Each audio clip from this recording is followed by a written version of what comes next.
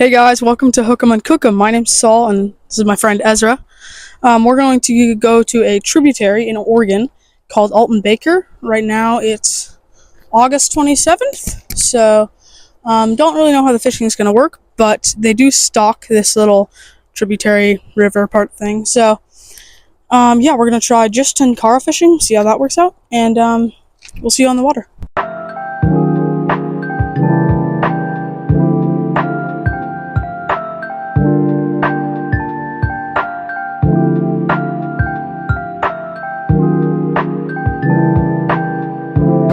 We're finally here, Alton Baker Park.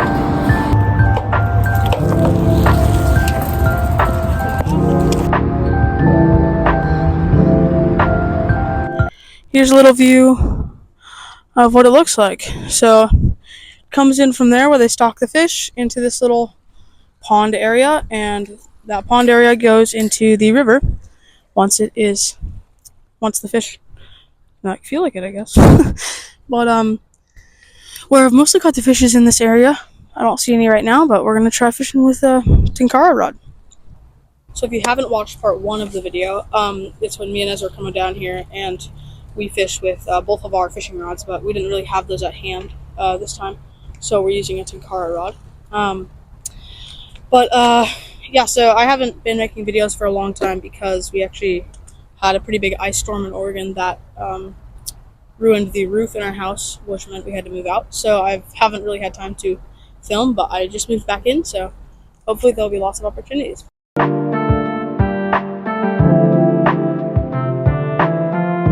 This is my Tenkara rod set up. I got this from my grandpa, but it's a, if you don't know what Tenkara fishing is, it's like a Japanese version of fly fishing. It doesn't have a reel, so it kind of looks like a naked fly rod. It's really weird, but it's telescoping. Most of them are like 11 to 12 feet long. Mine's only 10 foot 9 inches, so it's one of the smaller version, which I like. But it compacts down to here, so it's like a really small rod. It's also probably backpacking rod. But the fly I had on here was a olive dun, but I'm probably not going to be using a dry fly. Probably going to switch to a nymph later. So right now I'm going to be fishing with the dry fly.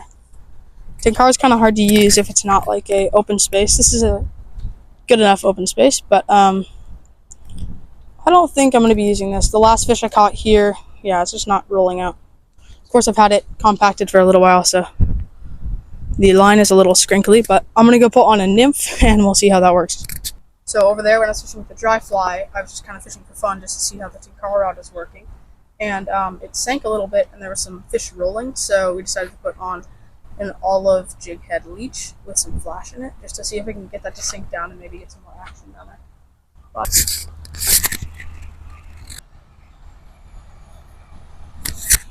no.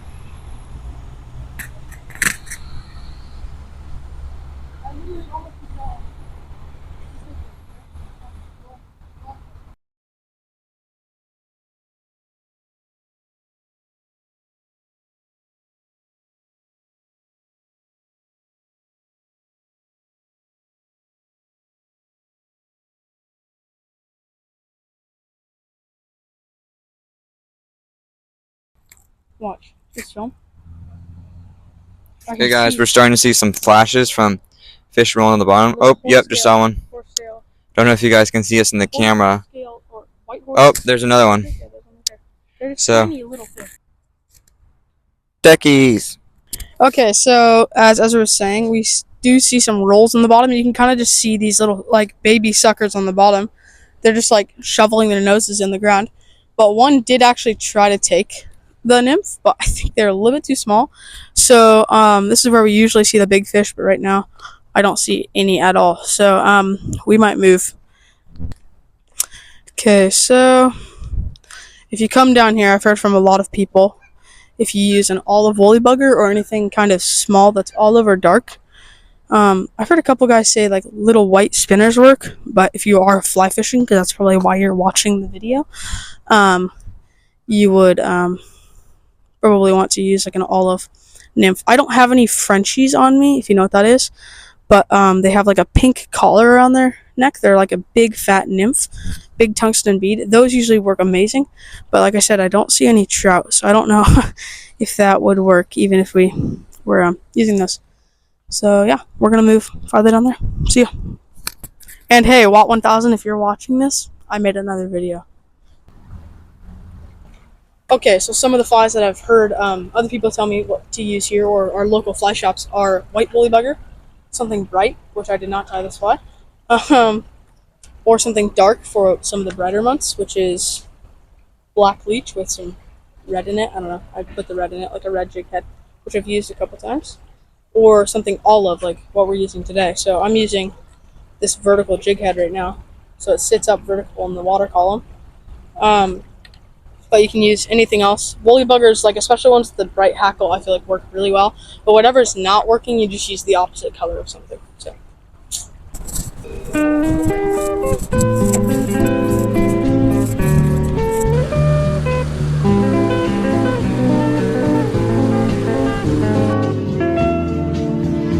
Okay, so we got over here, kind of just to look, and it's definitely a little bit too shallow to fish.